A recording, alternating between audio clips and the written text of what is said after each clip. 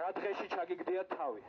სავარაუდოდ ცოტა ისტორია გეცოდინებათ და თქვენი გადაწყვეტილება რამეს ხომ არ გახსენებთ ისევ ჩვენი ისტორიიდან.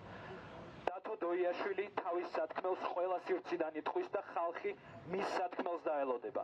იმიტომ რომ მართალია, ნიჭიერია, ნამდვილია და ღირსეული ადამიანია. ისე წესით ამ ყველაფრისთვის ვერ უნდა იცლიდეთ. გახსენებთ, გელათი გენგრევათ. 5 წელია ვერ გადახურეთ და მარტო თქვენი ბრალია, რაც გელათს ჭირს.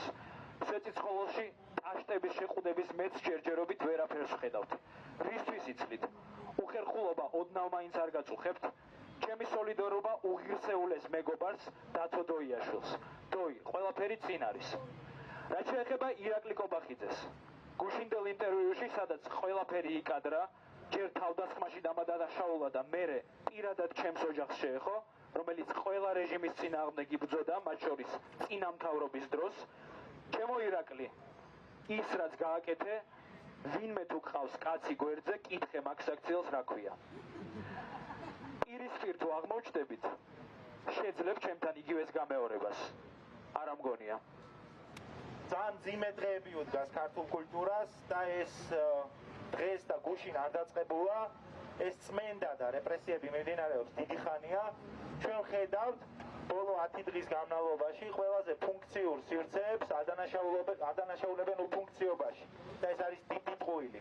როდესაც ლაპარაკობენ დათო დოიაშვილზე და ახალ თეატრზე და როცა ამბობენ რომ იქ პროცესი იყო შეჩერებული, საზოგადოებამ უნდა იცოდეს რომ ეს არის ტყუილი. შეიძლება არ იცოდეს აი ამ ეგრეთ წოდებულმა კულტურის სამინისტრომ რომ თეატრი არ არის მხოლოდ სარეპერტუარო პროცესი, ეს არის სარეპეტიციო პროცესიც. თეატრში მიმდინარეობდა 5 სპექტაკლის რეპეტიცია ერთდროულად. იქნებოდა ახალი რეპერტუარი, შესაბამისად არგუმენტი რომ ტყუილად იღებდა თეატრი დაფინანსებას, ეს არის ტყუილი.